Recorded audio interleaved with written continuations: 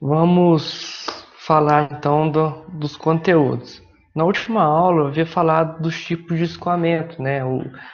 O regime permanente, né? O regime variado. Eu havia falado um pouco sobre o, o, o perfil de escoamento, perfil de velocidade do fluido. Então, existem três tipos de escoamento. Um conhecido como escoamento unidimensional. O que seria?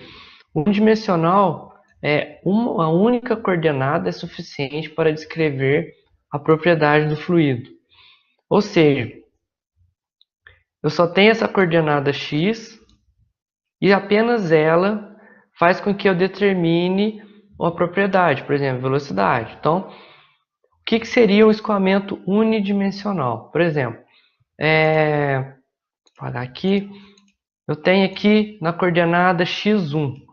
Na coordenada x1, o fluido está escoando uma velocidade conhecida como velocidade 1. Então, se você for ver aqui, ó, o representando o vetor velocidade, na coordenada x1, a velocidade corresponde a v1.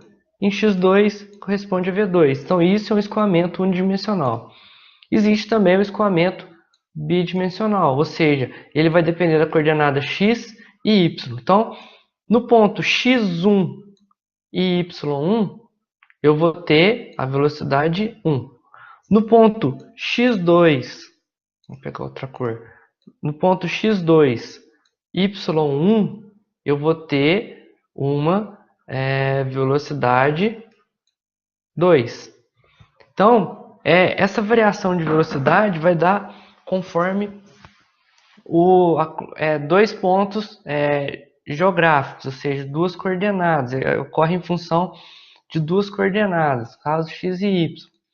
Então, a gente vai perceber que existe aqui um perfil de velocidade diferente do que o unidimensional.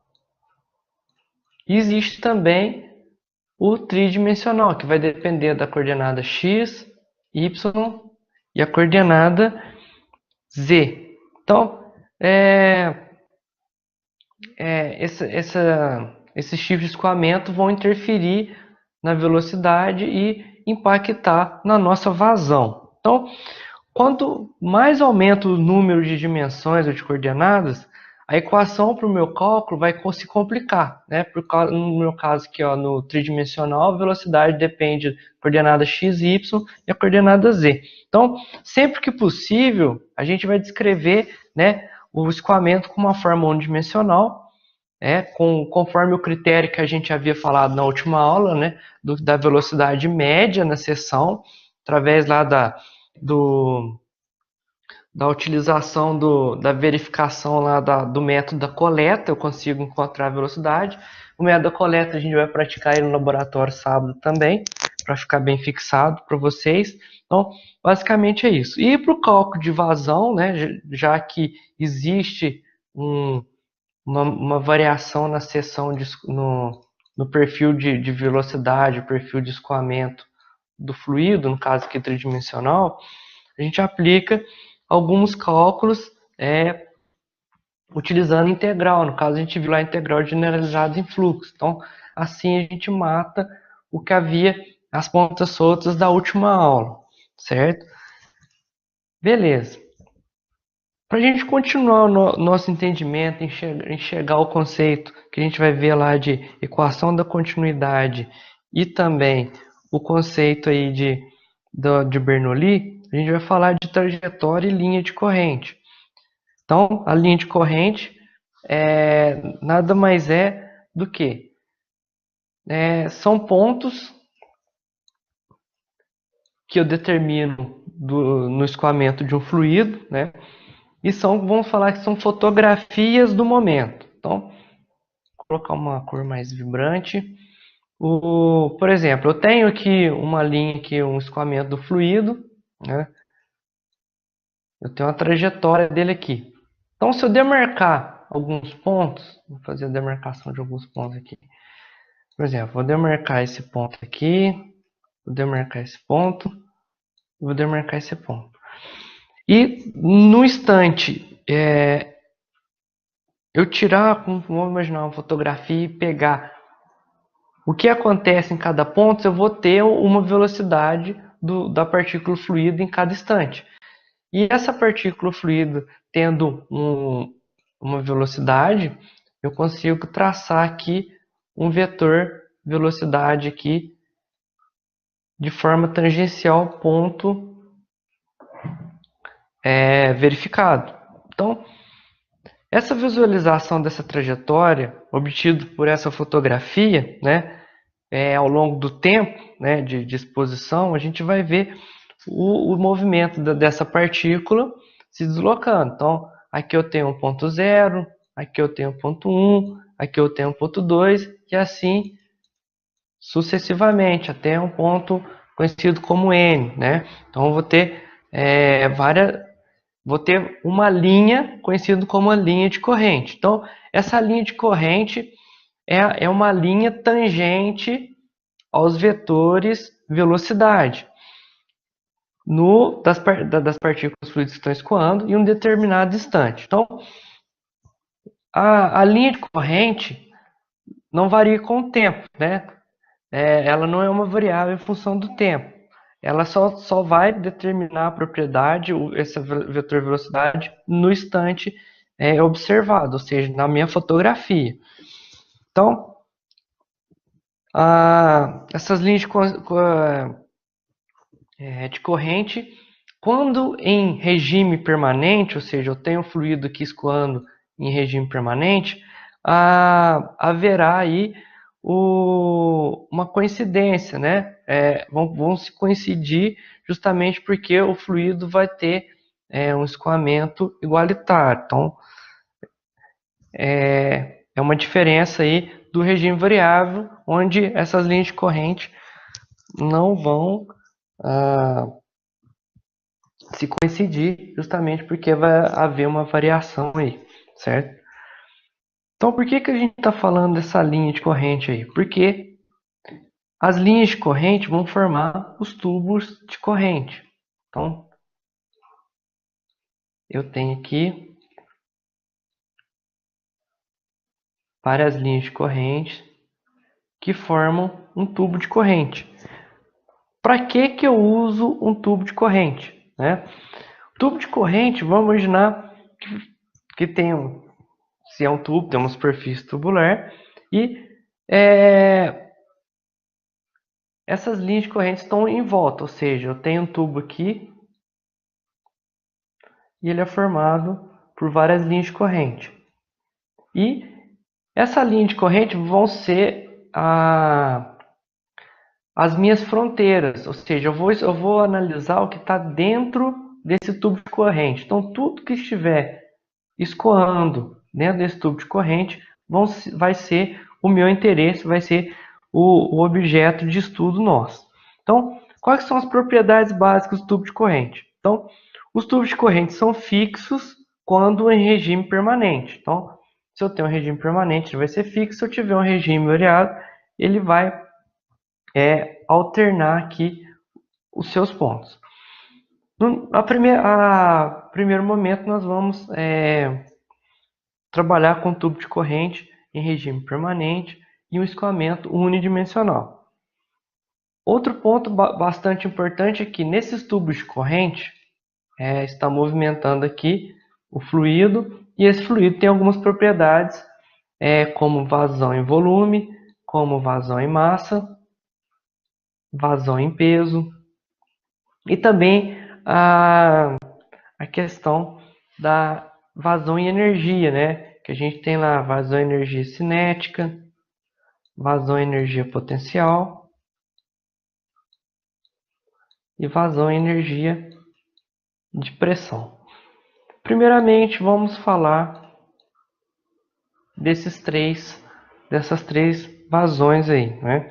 Ou seja, se está tendo uma vazão de volume, existe um volume transitando dentro desse tubo de corrente, assim como existe uma massa transitando dentro desse tubo de corrente. Peso é em função da gravidade, então vamos falar só da massa e do volume. Então, vou fazer a massa aqui de azul e o volume esse verde. O que acontece? Dentro desse tubo de corrente não existe passagem de massa e nem perda ou ganho de energia. Ou seja, não existe massa saindo desse tubo de corrente e não existe volume saindo desse tubo de corrente. O tubo de corrente é impermeável, então não permite a passagem de massa ou de peso. Ou seja, a quantidade de volume que entra aqui tem que ser a mesma que vai sair aqui. Não necessariamente a mesma velocidade ao mesmo tempo. Porém, todo volume que entrar, ou toda massa que entrar, ela vai ter que sair. Conceito muito importante. Então, se existir um caso, né, vamos pensar que existe uma perda de massa, ele não é um tubo de corrente, porque ou houve um acúmulo de massa e ela ficou por aqui, ou aconteceu alguma coisa que não, onde descaracteriza que isso é um tubo de corrente. Então, esse conceito aí de tubo de corrente, linha de corrente, o que a gente vai pensar aqui agora? Imaginando aqui um tubo de corrente e eu tenho uma vazão em massa atravessando esse tubo de corrente. Então aqui eu tenho uma área do tubo 2 e uma área 1. Então eu tenho a vazão em massa 1 e uma vazão em massa 2. Lembrando que vazão em massa é massa específica vezes a vazão em volume, né? A gente obteve isso através da integral generalizada em fluxo. Ou podemos escrever que a vazão em massa é igual a massa específica vezes a velocidade vezes a área. Já que velocidade vezes área é vazão em volume, né? Ou seja, se não existe uma perda de massa aqui, toda massa que entrar aqui tem que sair, logo a vazão em massa em 1 tem que ser igual a vazão em massa em 2.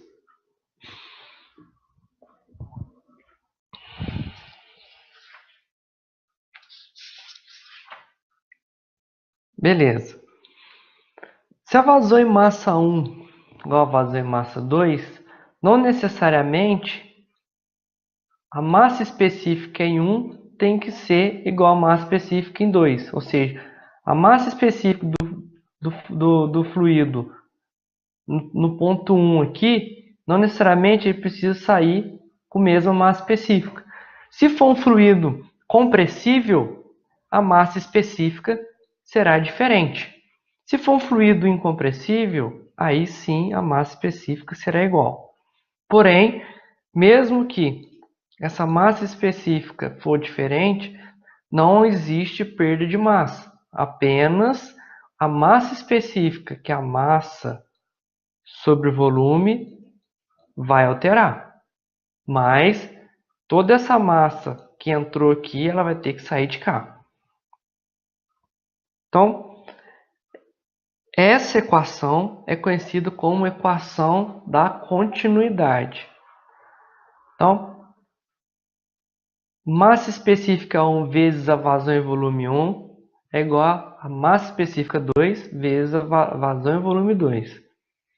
A vazão em volume 1 é igual a vazão em volume 2. Então, ou seja, o Q1 tem que ser igual a Q2, sempre. O volume que entra aqui, em função de um tempo, tem que ser o mesmo volume que sai aqui, em função do tempo. O que vai alterar? Vai alterar a velocidade 1 e a velocidade 2. Talvez, para que ocorra essa igualdade, a velocidade 1 tem que ser maior que a 2 ou a velocidade 2 tem que ser maior que a 1. Porém, as vazões e volume devem ser as mesmas. Então, vazão e volume, velocidade vezes a área, velocidade vezes a área. Então, esse é o conceito de equação da continuidade. Um exemplo aí da equação da aplicação da equação da continuidade é o tubo de Venturi. Então, o que seria um tubo de Venturi? Eu tenho um tubo que era normal, né, com a seção contínua, e houve uma redução de seção aqui, chamada de garganta, que tem um propósito. Qual que é o propósito?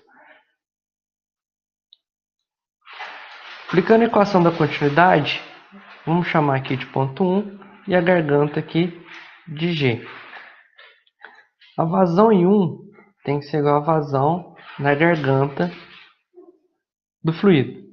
Porém, a seção a seção da garganta é claramente menor do que a seção em 1. Então, vou parar aqui para fazer de novo. Então, a seção 1 é maior. A seção 1 é maior que a seção da garganta. Porém, a vazão em volume 1 tem que ser igual à vazão da garganta, para dar a equação da continuidade. Então, o que acontece? Se a gente colocar aqui que a vazão é igual à vazão da garganta, que está aqui, velocidade do ponto 1 vezes a área 1 tem que ser igual à velocidade da garganta vezes a área da garganta. Logo, a velocidade da garganta tem que ser a velocidade 1 vezes a proporção entre a área da seção 1 sobre a área da garganta. Isso isolando aqui a velocidade da garganta. Ou seja, para que a vazão da garganta seja a mesma, eu preciso de uma velocidade muito maior nesse ponto.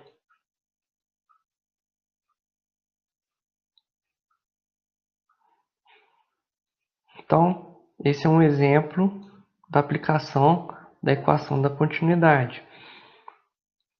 Para suprir essa seção menor que em relação a 1, eu preciso aumentar a velocidade. Então, se a minha seção 1 em relação à seção da garganta for maior, logo a velocidade de 1 menor que a seção da garganta para poder balancear a equação da continuidade. Por isso que nós temos essa expressão aqui isolando a velocidade da garganta. Então, assim a gente apresenta a equação da continuidade.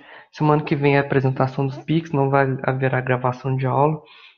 E a gente vai, mas mesmo assim, vamos ver se a gente solta alguma coisa aí para não perder a prática. Então, desejo a vocês bons estudos e até a próxima aula.